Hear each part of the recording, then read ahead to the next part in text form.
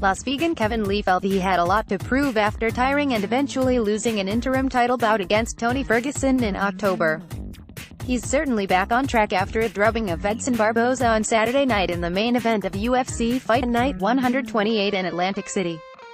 "I can do it all," the 25-year-old said after officials halted the bout in the 5th round because of damage to Barboza's eye. "I feel I'm the most complete fighter in this division. Edson Barboza is 100% the best striker in this division, and I showed I can stand with the toughest striker in the world. I wanted to go out there and show it. I showed I can do it all." Lee had a brief scare in the 3rd round when Barboza landed a spin kick that staggered him. "I pushed through adversity," Lee said. "That wheel kick hurt." Lee said he hopes the performance can earn him a title shot against Khabib Nurmagomedov, though that will be difficult in a crowded division with Ferguson and Conor McGregor waiting in the wings. Featherweight contender Frankie Edgar controlled all 3 rounds against Cub Swanson to cruise to a unanimous decision victory just 8 weeks after suffering the first knockout of his career in an interim title bout against Brian Ortega. "I had the title shot and risked it," he said of accepting that fight against Ortega when champion Max Holloway was forced to pull out of their scheduled bout. "I was doing really well against Brian Ortega, but he caught me with a shot. I'd love to fight the winner of Holloway and Ortega.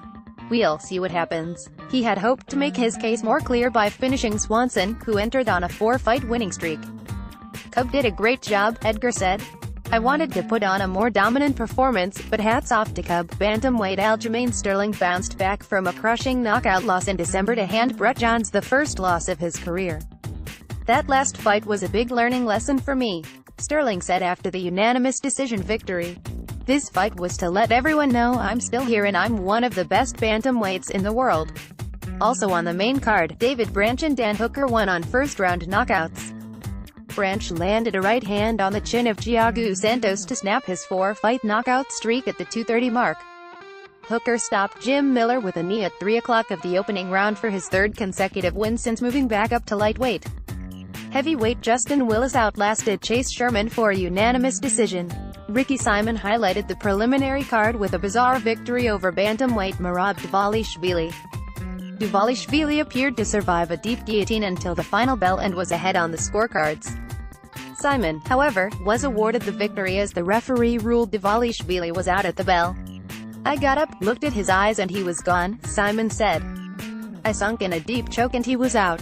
I stood over his body and he was limp. He was flailing and then went limp." Dvalishvili disputed the account. "He took me down and I couldn't move," the bantamweight said. "I just waited because there was only a short amount of time left. When it was finished, I was just tired and stayed down. I knew I had won. The doctors told me to stay down. I don't know why they gave it to him. I feel I'm the winner. I didn't lose this fight." Welterweight Cr Bahadurzada had the only other finish on the preliminary card when he knocked out Luan Chagas with a body kick and punch in the 2nd round. Bahadurzada has now won all 3 fights since missing nearly 3 years because of injuries. Ryan LaFleur, Corey Anderson and Tony Martin each won decisions. More MMA, follow all of our MMA and UFC coverage online at coveringthecage.com and at coveringthecage on Twitter. Contact Adam Hill at ahill@reviewjournal.com or 702-277-8028.